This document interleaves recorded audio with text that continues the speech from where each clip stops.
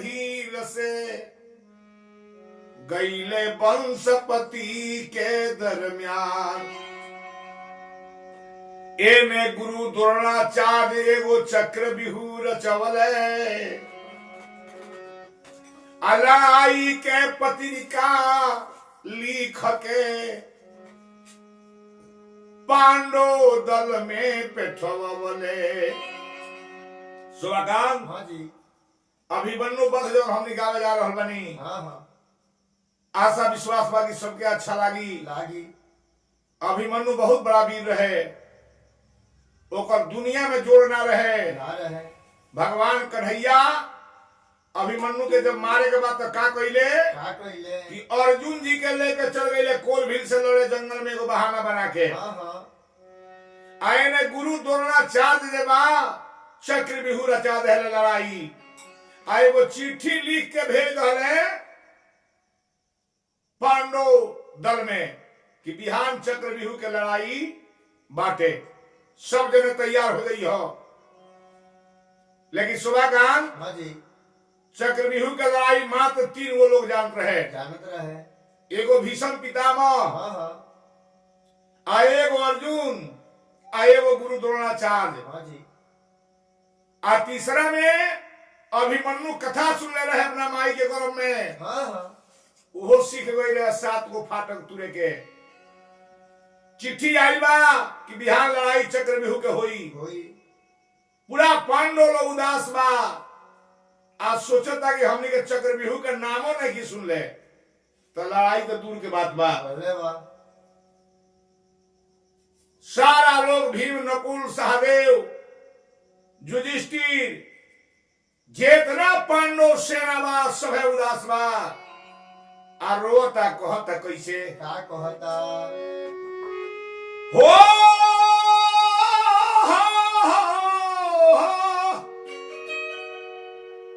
आरे घरवा अर्जुन बारे अन्ना बारे कन्हैया हो के लड़ी है चक्र बिहू के लड़ैया हो के लड़ी है।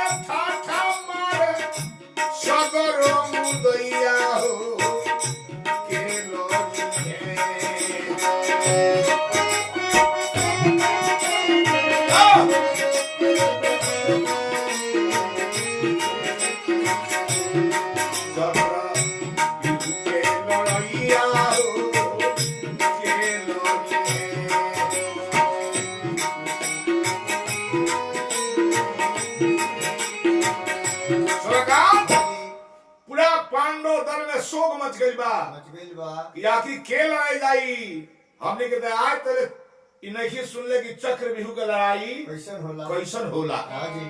सारा लोग उदास बैठल बा। सहदेव के बुलौले वालो आ सहदेव जी से पूछाई कि अपने के बताई कि जानत नहीं चक्र बिहू के लड़ाई कैसन होला। सहदेव जी कहले कि हमरा कुछो पता नहीं। नकुल से पूछाई कि तू तो सेनापति होबो, तू जरूर जानत होबो कि चक्र बिहू के लड़ाई का कहेला। नकुल कहले कि सुनले बानी लेकिन जानो नहीं खी। ए महाराज, धर्मराज से पूछाई, सारा लोग इनकार कर गई बिहार लड़े जाए के बा। कवि के भाव बा, अरे धर धर रोवा तारे धर्मराज भैया हो के लोनी है।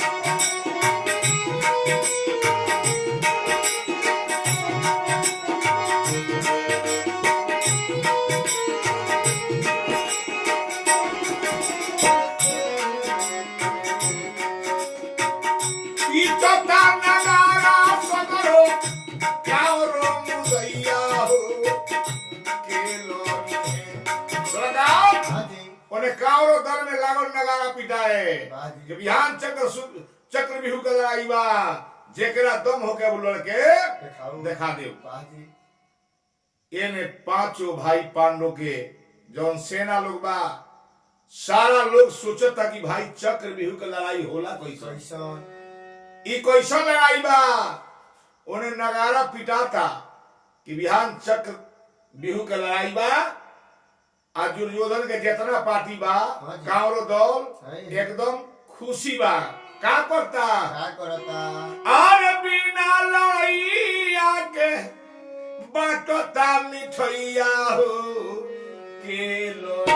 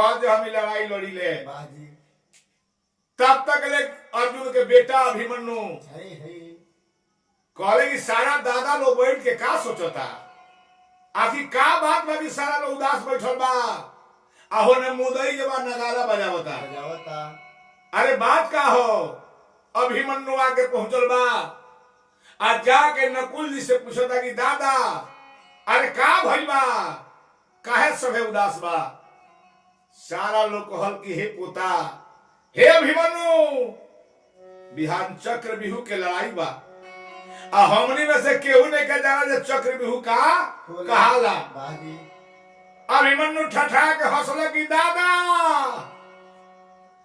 अरे माता के गर्भावा में असिखनी लड़ैया हो के लोड़ी है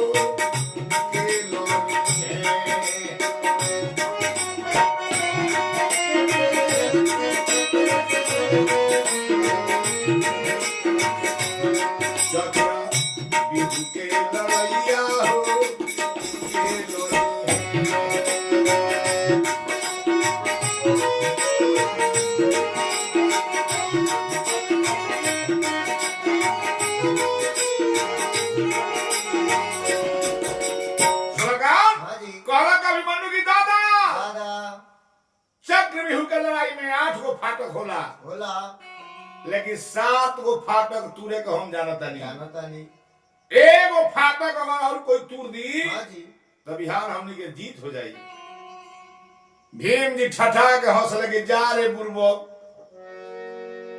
ते 7 को तूर देवे कहले कि एकदम बातो बात में 7 को फाटक तूर दे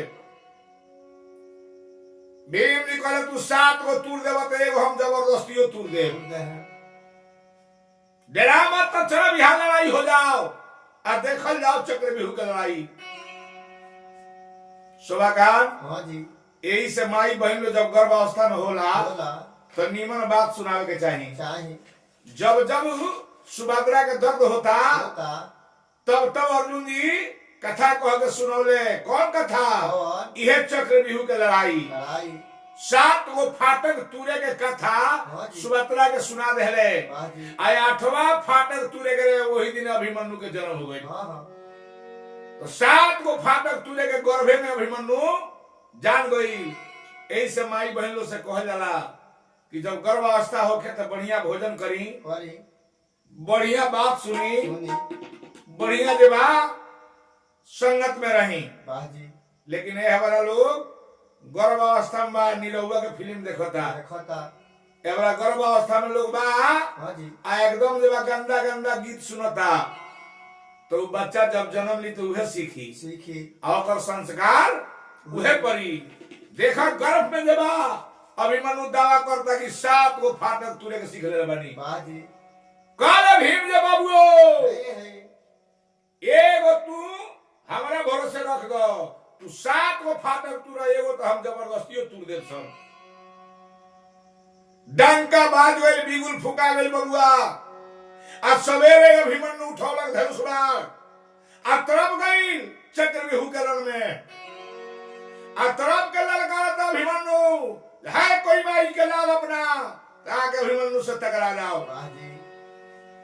बाबू एने ये महाभारत में अभिमन्यु आ रामायण में मेघनाथ ये दूसर ना हम सब कालक अभिमन्यु की कोई अपना माई का लाल हो गए तो अभिमन्यु के सामने आ जाओ तो गर्जे लागल सभावा में तो गर्जे लागल रानावा में अर्जुन के लाला नवा हो के लोड़ी है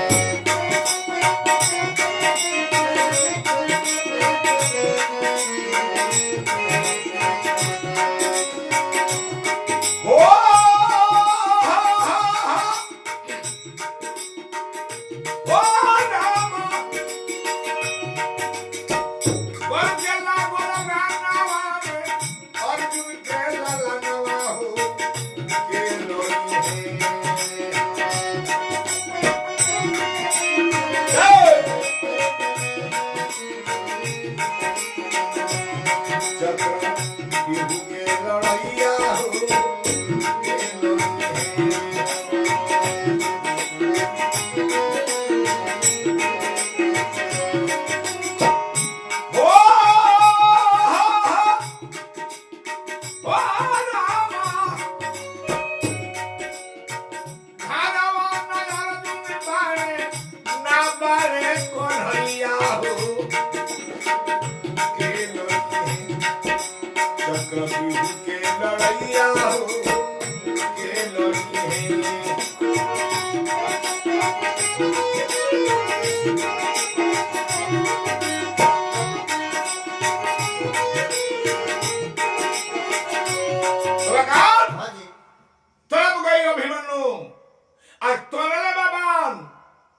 के छोड़ले बाबान 10,000 सेना लोग सुता देलो किरो सामने नहीं खड़ा हो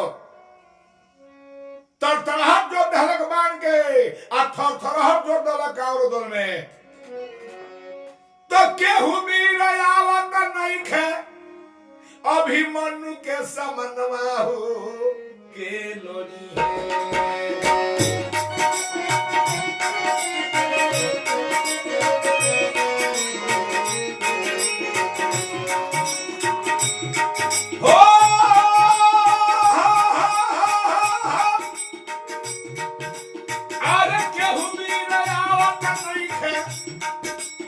अभिमन्यु के समनवा हो के लोनी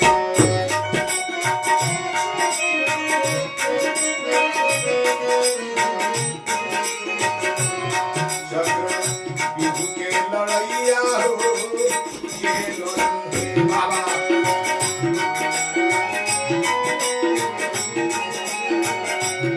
सुरगान एक बेर बार जब मरलक अभिमन्यु तो थरथराहट मच गई कावरो सेना में और सारा लोग बुझ गए कि रे दादा हई दूध मुहा लइका कैसे जान गए चक्र बिहू के लड़ाई जरूर है गोला राज के बात में हमनी तो जन्नीय कन्हैया अर्जुन जब नहीं खेलो आज हमनी के विजय हो जाई लेकिन भैया हो ले करके तड़प गई अर्जुन के बेटा अभिमन्यु लागल बांध चलावे का होता अरे नीचवा में धरती ऊपर अरे का पर आसमानवा हो के लोनी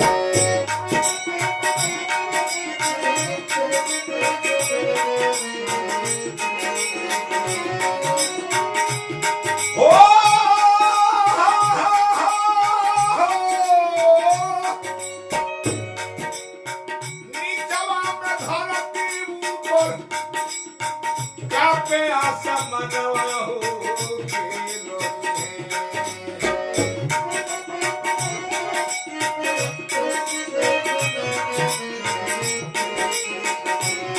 चक्र बिहू के लड़ैया हो के लोनी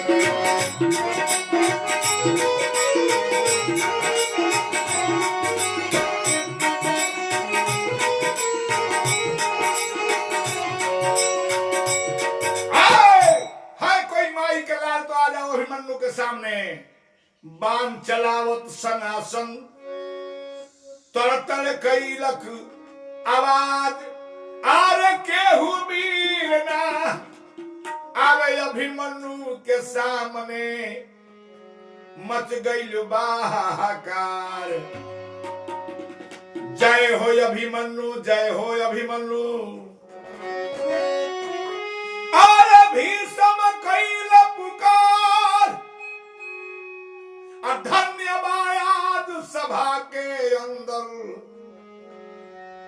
अर्जुन के लाल सुभागान भीषम बाबा कहले कि तुम्हारा गुरु के चावसी बा तुम्हारा बाप के चावसी बा अब बेटा तोर चावसी बा कि हेतना धन को धर्म में किनहु तोरे सामने नहीं खान आज नहीं खान अभिमन्यु करेगा फाटक तुरंत शुरू कर दली दादा अब तू तैयार हो जा आई बात याद रखियो कि हम साते को फाटक तुरे के जानता नहीं अभिमन्यु देवा पहल का फाटक तुरे चलता यही पर एगो भाव बदल गई कैसे तो पहिला फाटक दादा हो लाला नवा तुरले तुहार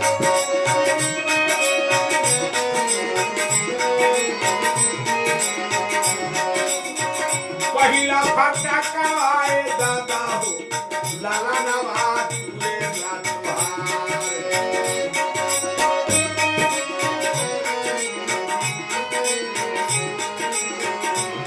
बिटिया पर आई हो हमार दादा हो मुदैया सबर यो अरे दादा अरे पहिला फाटक तुरधनी तैयार में रहियो एक जना सटत नहीं खन बबू हां जी सरासर जा रहल बा बान चलाओ त फाटक तुरत तो दूसरा फटका बा दादा हो सुगलवा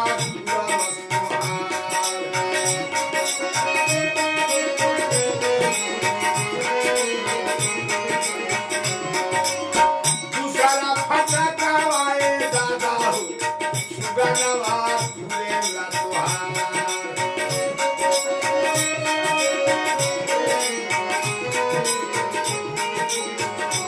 बिटिए पर आई हो हमारा दादा हो मुदैया सबर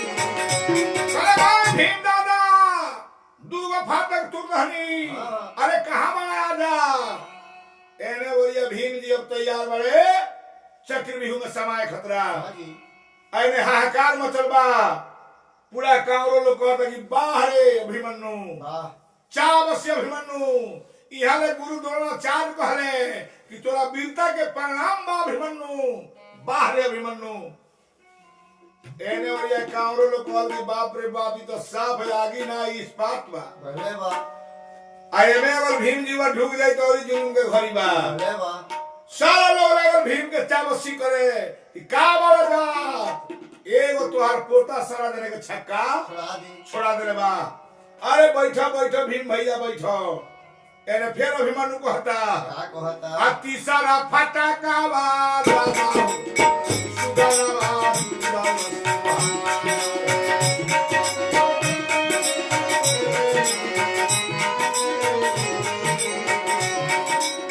अरे चौथा फटका आए दादा हो सुगलवा तुरला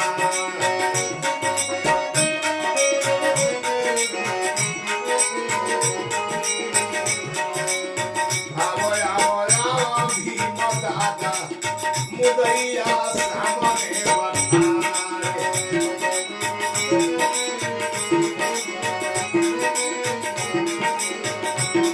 आवो आवो आवो भीम दादा मुदैया सामने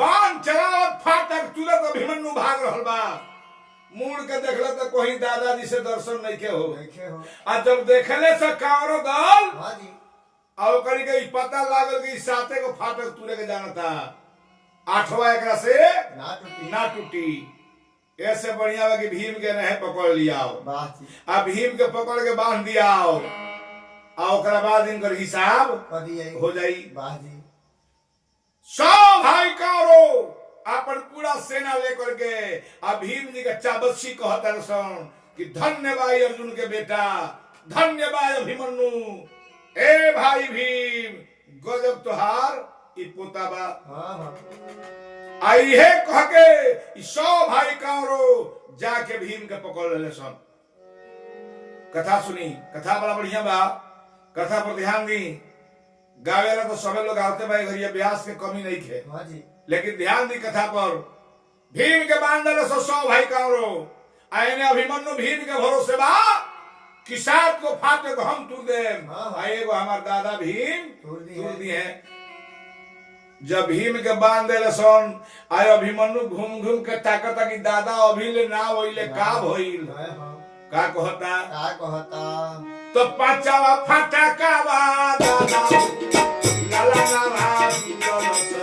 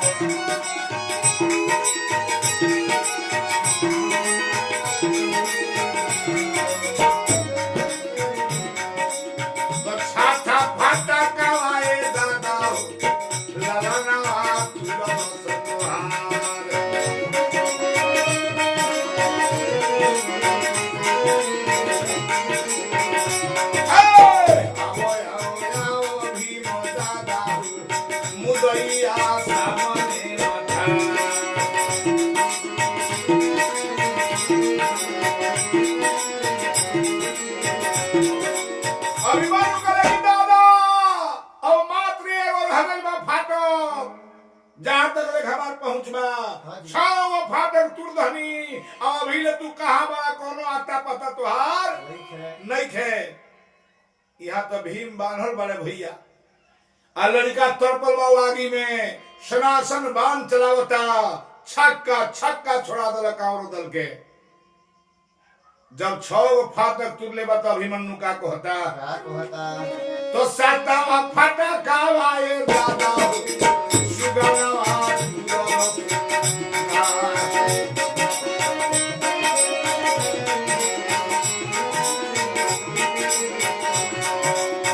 एकरा आगे जानत नहीं की दादा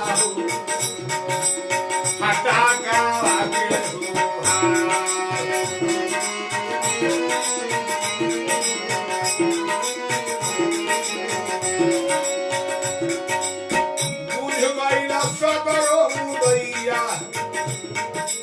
अभिमन्यु जी के हो हार।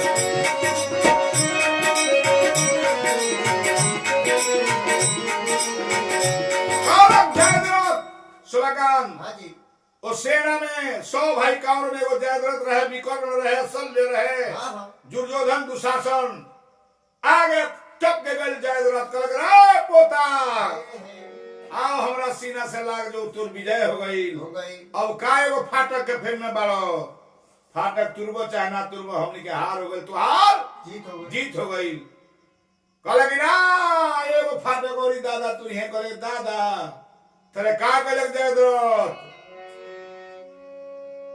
100 भाई अके तरफ धावा बोलल लड़का के ऊपर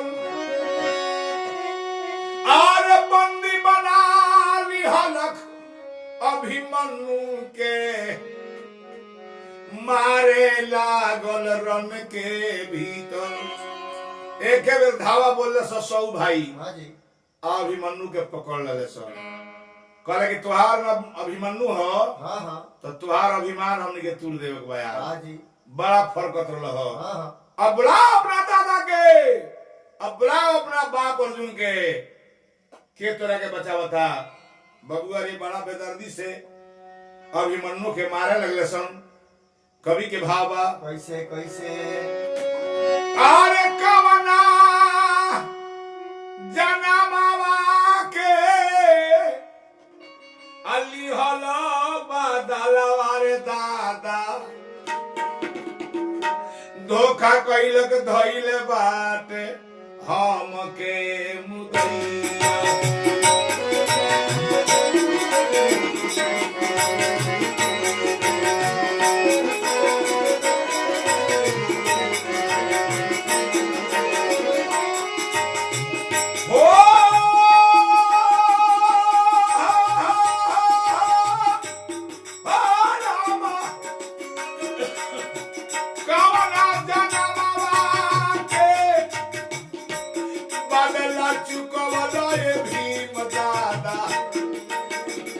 तुहरे भरोसे यार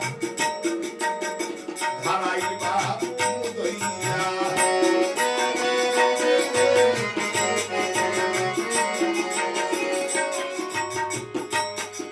अरे हाथ पाँव बांधी दिहले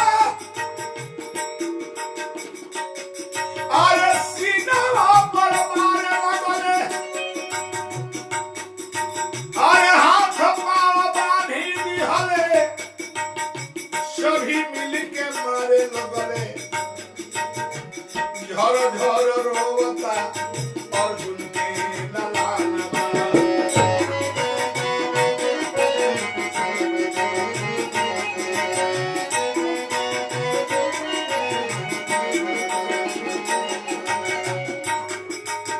अरे पहिले जे जनती दादा अरे धोखा ऐसन करवा। अरे पहिले जे जनती हो दादा अरे धोखा ऐसन करवा। अरे ढेर हम लगा देले रति मार के मुदैया। ढेर हम लगैनी दादा मार के मुदैया। सुबह अभिमन्यु रोता बंदी गलती हो गई बा। हाँ हाँ एक बेर 100 गो भाई पकड़ ले बड़े सन, अब बड़ा बेदर्दी से मारता सन। कहले कि अभिमन्यु की दादा तहरा ना आवे के लो, हाँ हाँ तो पहले कहतो कहता तो हम एक जने लोग के हम जिंदा ना छोड़ती। चक्रव्यूह के लड़ाई हुई तो बाद में हाँ हाँ पहले सब जने के गर्दन काट के गिरा देती। बाबू अभिमन्यु के जब मारत मारत लाचार बना दे सन, हाँ हाँ आंख फोड़ दे सन, पूरा शरीर के घायल कर दे सन। जब अभिमन्यु के प्राण छूटे लगल हाँ जी तो रोता अभिमन्यु को होता का कहता अरे बाबूजी राउर याद धोखा में लाला नवाहो, अंतिम परिणाम कई लख अर्जुन के लाला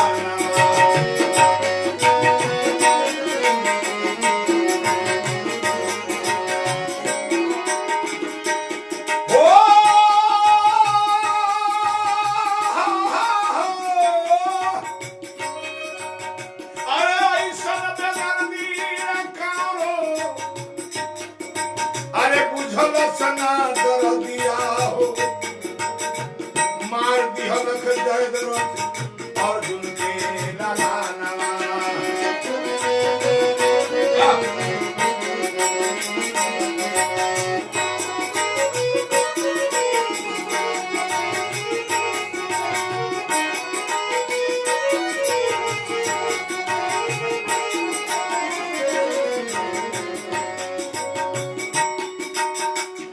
सबसे बड़का चाल जयद्रथ के रहे। जयद्रथ धोखा से अभिमन्यु के पकड़ ले रहे। अंतिम के बेरा कहलक अभिमन्यु अपना पिता अर्जुन के नाम लेके कि बाबूजी अंतिम परिणाम हमको रहल बनी, ई कांवरो लो हमरा के का मारी, दादा के भरोसा हमरा के मोहलक हो। आ इतने कह के अभिमन्यु के प्राण छूट जाता बबूरन में। आज जब उन्हें अभिमन्यु मर जाता एने कांवरो लोग खुशी मनावता, आ पांडव लोग पुका फाड़ के रोता। जा करके भीम के खोलने वालो जब भीम देखले बड़े अभिमन्यु के, पांडव लोग देखले बा अभिमन्यु के उस शरीर लेके वो लड़का के पूरा पांडव लोग रोता आ कहता का कहता अरे का दे अर्जुन के जवाब जय हो अरे उड़ गई सुगवा जा करके रानवा में, पांडुलो रोवेला पुका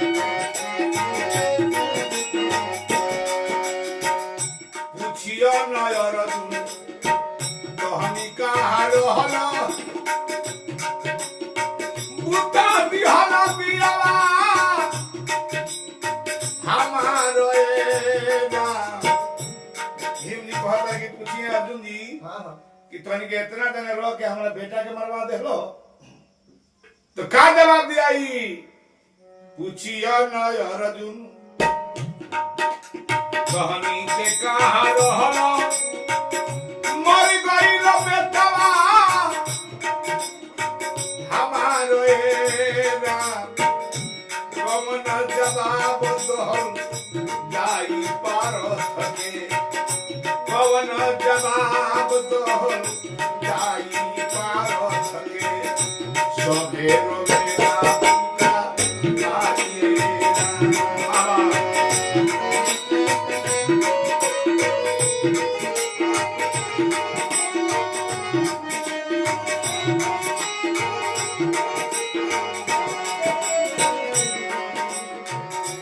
एने अभिमन्यु के छूटल बा परनवा तले अर्जुन सोने आ गईले भगवान एरा विधि के विधान कबो डरले न डरेला विधि के विधान कबो डरले न डरेला अर्जुन रोले पूरा आइए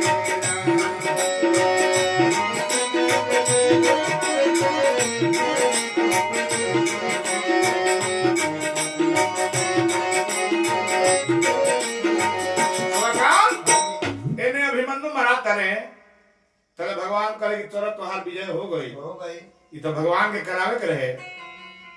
उस्ताद गई हैं कि जन्म लिए श्री कृष्ण नाम से दोनों घर नाश कराए प्रभु जी लीला खूब रचाए।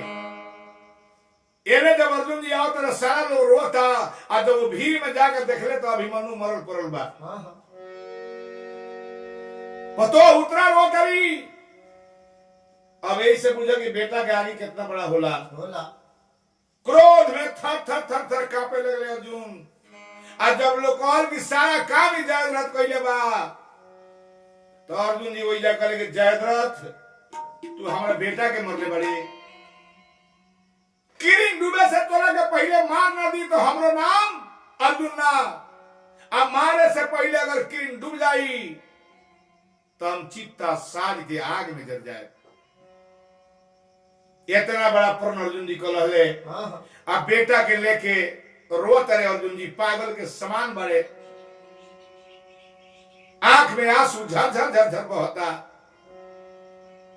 कन्हैया जी समझाओ तरह लेकिन अर्जुन के समझ में कुछ नहीं किया। रोवता रे अर्जुन संगे रोवेले कन्हैया उड़ गई सुगना हमारा ये राम शर्मा रामचंद्र आगे मराई जय शर्मा रामचंद्र आगे मराई जय कथा महाभारत के अपार ये राम शर्मा रामचंद्र आगे मराई जय कथा महाभारत शर्मा रामचंद्र आगे बजय के मराना कथा महाभारत के अपार। भैया श्रोता दूसरा भाग में जयद्रथ के वध हम गायब अभिरवा अभिमन्यु वध देखनी सुननी। अगर भजन अच्छा लगा तो लाइक करी कमेंट करी ऐसे कलाकार के हौसला बढ़ेला। दूसर का भाग में जयद्रथ वध सुनावल जाई। अपने समझ के अगर आशीर्वाद रहल तो बहुत बहुत बढ़िया महाभारत के भजन हम भेजब। जय श्री राम जय श्री राधे।